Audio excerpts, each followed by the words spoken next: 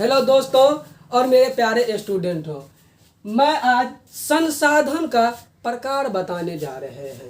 तो देखिए संसाधन क्या होता है। हम तो इससे पिछले वीडियो में संसाधन को विशेष रूप में चर्चा कर चुके हैं, लेकिन अभी जानते हैं कि संसाधन क्या होता है। संसाधन हमारे जीवन में जितने भी वस्तु उपयोग में आते हैं वो सब क्या है, संसाधन है। तो संसाधन कितने प्रकार के होते हैं? तो संसाधन दो प्रकार के होते हैं। एक होते हैं प्राकृतिक संसाधन और दूसरा होता है मानव निर्मित संसाधन। तो हम जानते हैं कि प्राकृतिक संसाधन क्या है, जो हमें प्राकृतिक से मिलता है। जैसे पेड़ हुआ, क्या पेड़ हम बनाते हैं जी? पेड़ बनाते नहीं है, हम लोग लगाते हैं, लेकिन वो क्या है, हमें प्राकृतिक से मिलता है। पेड़ हो गया, पौधा हो गया, पशु हो गया, पक्षी हो, क्या सब है, सब प्राकृतिक है। और ये प्राकृतिक, इसको भी दो भागों में बांटा गया है। पहला है नवीकरणीय संसाधन और दूसरा क्या है, अनवीकरणीय संसाधन। तो चलिए हम जानते हैं कि नवीकरणीय संसाधन क्या होता है जी। तो नवीकरणीय संसाधन जिसे हम पुनः प्राप्त कर सके वो क्या है, नवीकरणीय संसाधन है। जैसे सौर ऊर्जा को क्या किए, हम धूप में रख दिए, जैसे सूर्य के प्रकाश में रख दिए, उससे क्या किए, हम बैटरी चार्ज कर लिए। तो क्या वो सोलर प्लेट खत्म हो गया? खत्म नहीं हो सकता है, उसे क्या कर सकते हैं, हम कल भी यूज कर सकते हैं। तो यही सब है नवीकरणीय संसाधन।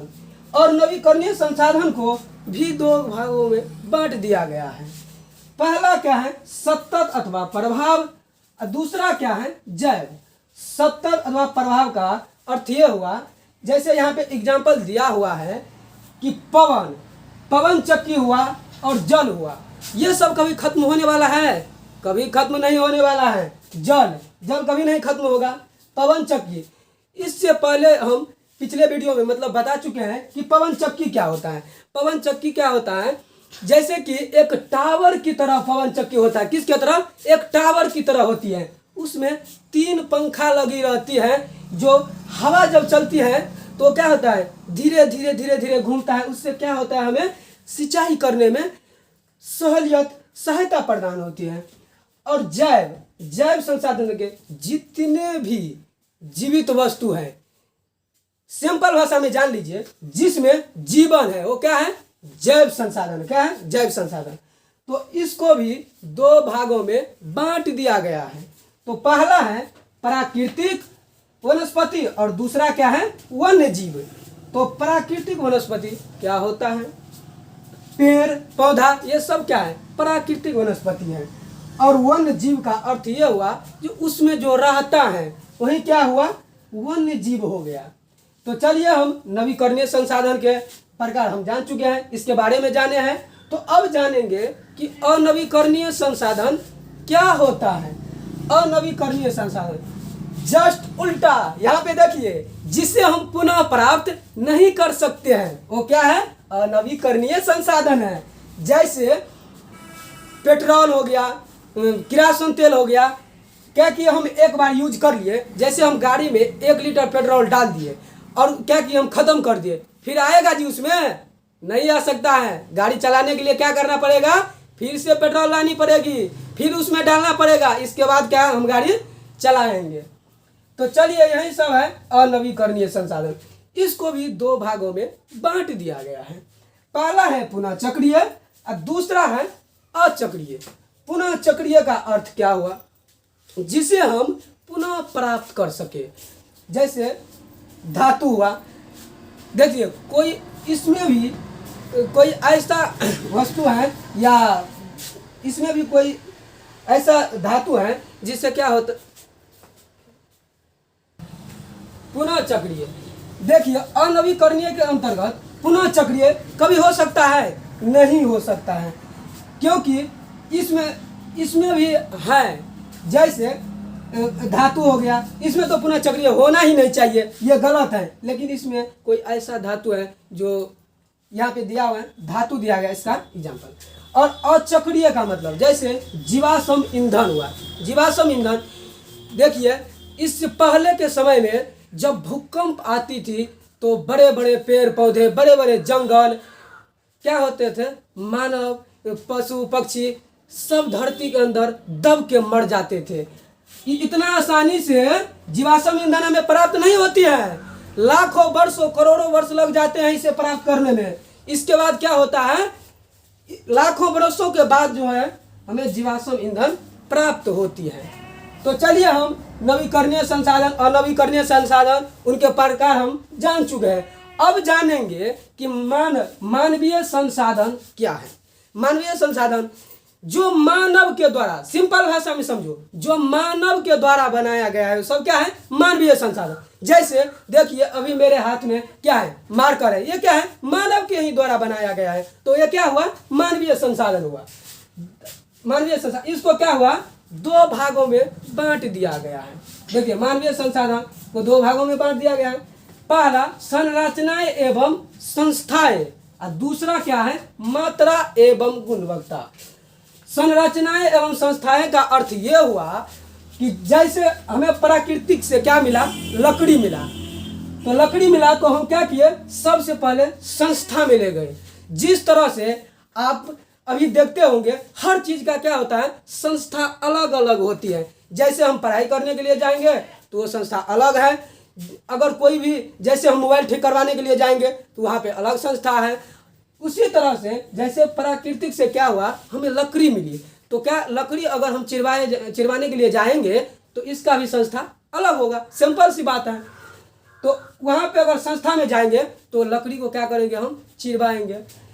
और इसके बाद मात्रा एवं गुणवत्ता का अर्थ ये हुआ कि जब लकड़ी को हम चिरवाएंगे ही नहीं तो हमें कैसे पता चलेगा कि इसका क्या मात्रा हुआ, इसका मतलब हम कैसे यूज कर सकते हैं, कौन है। जैसे अभी कुर्सी का जो पैर होता है वो अलग हुआ, टेबल का अलग हुआ, बेंच का अलग हुआ, तो वही क्या हुआ, मात्रा एवं गुणवत्ता।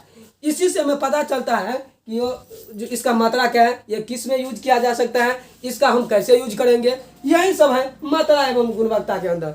तो चलिए हम अभी संसाधन के प्रकार जाने हैं, जैसे प्राकृतिक, मानवीय संसाधन, इसका सारे ब्यौरा हम अभी क्या किए हैं, हम जाने हैं। तो चलिए अब हम विशेष रूप में और थोड़ा डिस्कस करेंगे।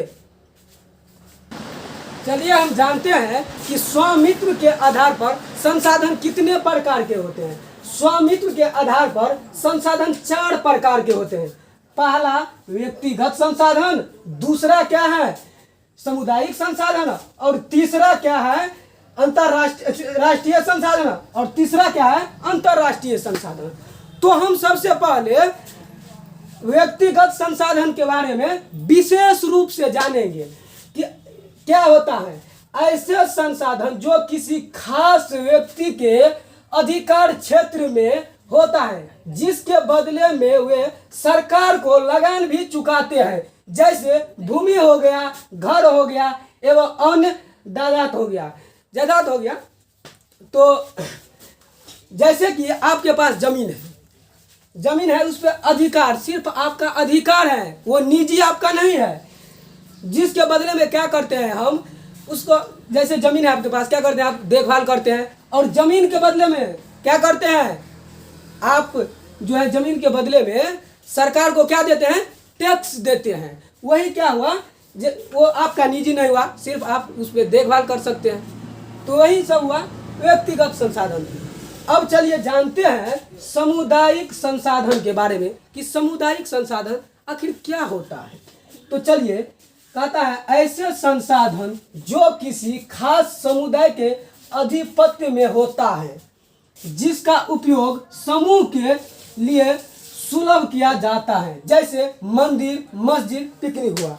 देखिए अगर मंदिर जो है, मंदिर क्या है, सामुदायिक है। अगर आप मंदिर पे जाइएगा तो कोई आपको भगाएगा जो यहाँ पे मत आओ, नहीं, क्योंकि वो सामुदायिक है, वहाँ पे कोई भी जा सकते हैं। मंदिर हुआ, जैसे मंदिर के बाद क्या है, मस्जिद है। जैसे मुस्लिम धर्म के व्यक्ति हैं, वहाँ पे जितने भी मुस्लिम धर्म के व्यक्ति हैं कोई भी जा सकते हैं, वहाँ पे अपना अर्ज लगा सकते हैं, पूजा पाठ कर सकते हैं, उस पर कोई रोक नहीं है। तो वही क्या हुआ, सामुदायिक। इस पे क्या है, सामुदायिक, जिस पे पूरा समाज का हक हो, क्या है, वो सामुदायिक है। तो यही सब है सामुदायिक संसाधन। अब जानते हैं तीसरा, राष्ट्रीय संसाधन के बारे में, कैसे कानूनी तौर पर देश या राष्ट्र के अंतर्गत सभी उपलब्ध संसाधन राष्ट्रीय हैं, जैसे कि देश की सरकार को वैधानिक हक है। देखिए इसका मतलब यह हुआ कि जैसे पटना में क्या है, चिड़ियाघर है, चिड़ियाघर है।